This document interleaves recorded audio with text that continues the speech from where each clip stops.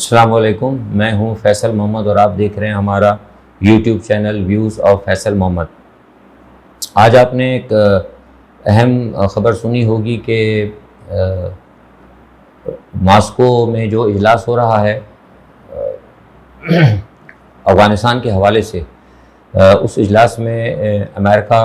نے شرکت نہ کرنے کا اعلان کیا ہے۔ اور ایک خبر آپ نے یہ بھی سنی ہوگی کہ زلمے خلیلزاد نے استعفیٰ دے دیا ہے۔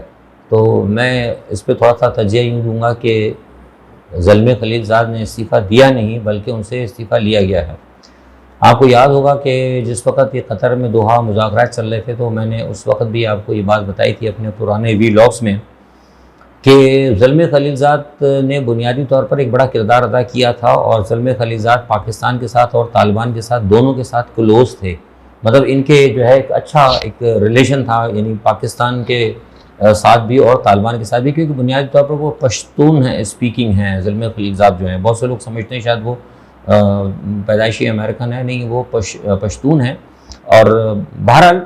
اپنے ایک ان کی ایفیلیشن تھی طالبان کے ساتھ اور بڑی اچھی ان کی ایفیلیشن تھی، لیکن یہ ایک وجہ بنی اور ان کو کہا گیا ہے کہ جو کچھ بھی افغانستان میں جو افراتفری ہوئی یا انخلا کے اندر جو معاملات گڑبڑ ہوئے اس کا ذمہ دار یہ کہتے ہیں کہ زلمے خلیلزاد ہیں۔ لیکن جہاں تک ہم جانتے ہیں، کیونکہ ہمارا بیچ میں جب یہ سلسلہ شروع ہوا تھا تو ہم بھی کہیں نہ کہیں کسی جگہ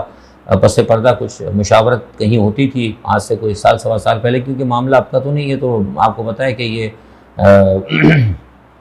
ڈونلڈ ٹرمپ کے دور کا چلا ہوا ہے۔ تو ہمیں تو جو ہم نے دیکھا ہے، جو ہمارے ساتھی ہیں، جو اس کے اندر جو لوگ تھے، تو اس میں تو ہمیں یہ پتہ لگا ہے کہ ان کی بڑی خدمات تھیں۔ اور میں سمجھتا ہوں کہ اب جن لوگوں نے افراتفری پیدا کی، جن لوگوں نے سارے معاملات کو خراب کیا، بنیادی طور پر یہ وہ لوگ تھے جو کہ جنہوں نے ایشو کو خراب کیا نا، انخلا کو یا افراتفری پیدا کی ہے، جو الزامات ان کے اوپر آ رہے ہیں، وہ بنیادی طور پر وہ لوگ ہیں جو کہ افغانستان سے امریکہ کا انخلا چاہتے ہی نہیں تھے۔ ان لوگوں نے بیسکلی چیزوں کو خراب کیا۔ بہرحال اب زلمے خلیلزاد کیا کر سکتے ہیں، ان سے کہہ دیا گیا ہے کہ بھئی اب آپ ٹھیک ہے استعفیٰ دے دیں، اور غالباً تھامس ویسٹ کو جو ہے وہ لایا گیا ہے۔ تو میں سمجھتا ہوں کہ میرا تجزیہ ہے اس سٹیپ کے اوپر کہ تھامس ویسٹ جو ہیں وہ صورتحال کو خراب کریں گے، اور جو صورتحال جو ہم چاہتے ہیں، یا ہم کیا چاہتے ہیں بلکہ جو غیر جانبدار یا جو امن قائم کرنے کی جو قوتیں ہیں، جو سمجھتی ہیں کہ افغانستان میں امن آنا چاہیے اور پاکستان بھی چاہتا ہے کہ افغانستان میں امن آنا چاہیے، تھامس ویسٹ جو ہے شاید ہو سکتا ہے وہ کام نہ کر سکے، کیونکہ وہ اس سوچ کے حامی ہے جو کہ افغانستان سے فوج کے اب اس وقت وہ یہ سوچتے ہیں کہ افغانستان سے امریکہ نے انخلا کر کے غلطی کی ہے۔ تو وہ بھی ان کی بھی سوچ یہ ہے کہ وہاں پر جو ہے امریکہ اپنی کارروائی جاری رکھے، اور خواہ وہ اپنے CIA کے کنٹیکٹرز کے ذریعے ہو یا ایجنٹس کے ذریعے ہو یا ڈرونز کے ذریعے ہوں، جبکہ زلمے خلیلزاد کی یہ چیز نہیں تھی۔ وہ یہ چاہتے تھے کہ مکمل انخلا ہو، اور آپ کو پتہ ہے کہ انخلا کے حوالے سے بات ہوئی تھی کہ وہ ہوگا اپنا ایک فارمولا، لیکن وہ فارمولا جو ہے وہ نہیں ہوا، اس فارمولے پہ عمل ہی نہیں کیا گیا۔ ورنہ اگر فارمولا جو پرانا تھا وہ اگر فارمولا پہ اگر عمل ہو جاتا، جو فارمولا شروع میں طے کیا گیا تھا طالبان کے ساتھ کہ بڑی خاموشی کے ساتھ جو انخلا ہونا تھا، وہ تو ساری چیزیں تتر بتر ہو گئی نا۔ تو اب بہرحال کہنے کا مقصد یہ تھا کہ یہ ایک چیز ہوئی، اور اسی کے بعد آپ نے یہ بھی دیکھا کہ جو روس میں اب جو ماسکو کے اندر جو ہو رہی ہے میٹنگ، اس کے اندر بھارت کو بلایا گیا ہے، اور بھارت جا رہا ہے وہاں پہ، لیکن امریکہ نہیں جا رہا۔ اور ہمیں یہ بھی پتہ لگا تھا کہ امریکہ نے بلکہ یہ کہا تھا اپنے طور پہ بھارت سے کہ وہ بھی اس کانفرنس میں نہ جائے، لیکن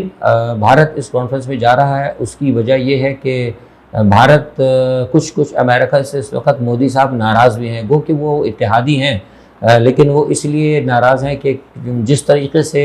بھارت چاہتا تھا امریکہ سے کہ وہ بھارت کے حوالے سے بھارت اور چین کا جو مسئلہ چل رہا ہے، جو تنازع چل رہا ہے، جس کے حوالے سے آپ شروع سے دیکھتے رہے اور میں پہلے بھی کہتا رہا ہوں، اس تنازع میں بھارت چاہتا تھا کہ امریکہ کا ایک مخصوص کردار، وہ مخصوص کردار امریکہ نے ادا نہیں کیا۔ اس وجہ سے اب بھارت یہ کہتا ہے کہ ہم بھی اب کچھ تھوڑا سا خود مختار طریقے سے اپنے فیصلے کریں گے۔ اب یہ فیصلے بھارت نے کیا کیے ہیں، وہ سب سے بڑا تو بھارت کو نقصان ہو گیا ہے۔ آپ کو یاد ہوگا کہ ہم نے گزشتہ چند ماہ پہلے بتایا تھا کہ پس پردہ بھوٹان اور نیپال کے ساتھ چین کے بڑے معاملات چل رہے ہیں، اور آج آپ نے دیکھ لیا کہ اب وہ معاملہ جو ہے، وہ معاملہ کہہ لیں یا معاہدہ کہہ لیں یا جو پٹاری کہہ لیں، جو بھی آپ کہہ سکتے ہیں دیسی زبان میں، وہ کھل کے سامنے آ گئی۔ وہ سامنے یہ آئی کہ 250 کلومیٹر کا جو ہے رقبہ جو ہے بھوٹان کا جو ہے وہ چین نے لے لیا، اور اس کے بدلے میں غالباً 450 یا 460 سے زیادہ مربع کلومیٹر کا جو ہے علاقہ وہ بھوٹان کو دے دیا ہے۔ تو بیسکلی دیکھنے میں تو یہ پتہ لگتا ہے کہ بھئی یہ تو بڑا فائدے کا سودا ہے، بھوٹان کو مل گیا ہے 450 سے اوپر، اور دیا اس نے صرف 250 کلومیٹر ہے، لیکن یہ چین کے لحاظ سے بہت زبردست ہے، کیونکہ چین جو ہے بھارت کی سمجھے کہ ایسی جگہ پر آ کر بیٹھ گیا ہے اسٹریٹجیکل پوائنٹ آف ویو سے، کہ ہم یوں کہہ سکتے ہیں سلیس اردو کے اندر کہ اس نے چین نے بھارت کی شہرت پر ہاتھ رکھ دیا ہے۔ تو اب یہ جو ہے نا، یہ ایک طریقے سے آپ، یہ بہت ہی عجیب بات ہوئی ہے، اور اس پر امریکہ، یہ جو جب معاہدہ کھلا ہے سامنے آئی ہے ساری بات، تو اس پہ امریکہ، بلکہ کیا امریکہ کے بلکہ یورپ بھی اس وقت بڑا سخت پریشان ہے۔ وہ یہ کہہ رہے ہیں کہ یہ کس طریقے سے ایک معاملہ ہوا کہ بغیر جنگ کیے ہوئے، بغیر کچھ کیے ہوئے چین نے اپنی ایک اسٹریٹجیکل پوزیشن یا جغرافیائی حیثیت ہی تبدیل کر لی تھی۔ یہ جغرافیائی حیثیت تبدیل کرنے والی بات ہے نا، کہ ایک جگہ پر، ایک جگہ ہے ایسی جہاں پہ کوئی ملک ایگزسٹ نہیں کرتا، لیکن اچانک معاہدے ایسے ہو جائیں کہ وہ جگہ پہ وہ ملک ایگزسٹ کرنے لگے۔ تو یہ ایک قسم سے جغرافیائی تبدیلی ہے، جو ہم آپ سے کہتے ہیں نا کہ آپ بڑی بڑی جغرافیائی تبدیلیاں دیکھیں گے، بہت ساری چیزیں دیکھیں گے۔ میں نے کہا تھا کہ آنے والے دنوں میں بہت سے نئے اتحاد بنیں گے، نئی جنگیں بھی ہوں گی۔ اللہ کرے کہ جنگ نہ ہو، جنگیں جو ہے اچھی چیز نہیں ہے، لیکن جو ہم دیکھ رہے ہیں کہ جو چاک آؤٹ چیزیں ہیں، اس میں 2022 میں ہمیں کچھ جنگیں نظر آتی ہیں۔ تو اللہ کرے کہ جنگ نہ ہو، لیکن ہمیں یہ چیزیں نظر آ رہی ہیں، اور وہ آپ دیکھیں کہ آپ تبدیلی ہوتی جا رہی ہے۔ تو اس لیے بھارت جو ہے اس وقت دباؤ کے اندر، اور میں نہیں سمجھتا کہ بھارت اس وقت کوئی بڑی کوئی سچویشن یا کوئی بڑی مار کا آرائی کرے۔ گو کہ آج سے تقریباً 6 مہینے پہلے بھارت کا پلان تھا، اور بھارت کوشش کرتا رہتا ہے کہ چھوٹا سا کوئی فالس فلیگ ہو جائے یا کوئی اس طرح کے کام ہو جائے جس میں پاکستان کو ملائن کیا جائے، لیکن وہ فوری طور پر شاید کوئی جنگ نہیں کرے گا۔ جیسے کچھ لوگوں نے کہا تھا کہ جو 13 اکتوبر کو جو آپ کی جو سب میرین آ گئی تھی انڈیا کی، اور وہ پکڑ لیا، پھر بعد میں لوگ کہہ رہے تھے کہ شاید وہ جنگ اس وقت وہ نہیں کرے گا۔ یہ اصل میں ٹیسٹ چیک تھا، اور ٹیسٹ چیک یہ ہوتا ہے کہ وہ ڈیپ واٹرز کے اندر جا کے دیکھتے ہیں کہ ہم کیا وہاں سے جا کر واپس آ سکتے ہیں۔ اگر وہ کامیابی سے واپس آتے ہیں تو وہ سمجھتے ہیں کہ ہماری جو ایک انڈر ڈیپ واٹر اسپائنگ جو ہے وہ بڑی کامیاب ہے۔ لیکن ہمیشہ بھارت کو ناکامی کی غالباً یہ تیسرا یا چوتھا موقع تھا، مجھے نہیں یاد اس وقت۔ بہرحال یہ ایک صورتحال بن رہی ہے، تو بھارت ویسے پریشان ہے۔ اور کل بلکہ آج یہ جو بھارت کے جو ڈیفنس منسٹر ہیں ان کی اور مودی کے درمیان جو ہے آج بات چیت ہوئی ہے، اور یہ اس میں کہا گیا ہے خاص طور پہ کہ اروناچل کے اوپر جو ہے نا فوج کو خاص طور پہ کہا گیا کہ وہ چین کی نقل و حرکت پہ نظر رکھے۔ تو میں نہیں سمجھتا کہ بھارت فوری طور پر کوئی ایسا اقدام کرے، گو کہ پہلے پلان تھا بھارت کا، لیکن کچھ معاملات میں نے کہا نا کہ آپ کو بہت ساری چیزیں ہوتی ہیں، بہت ساری حالات آپ کو نظر آ رہے ہوتے ہیں، ٹیبل پہ بہت ساری چیزیں آپ کو ہونے والی نظر آتی ہوتی ہیں، لیکن اچانک وہ نہیں ہوتی۔ تو بہرحال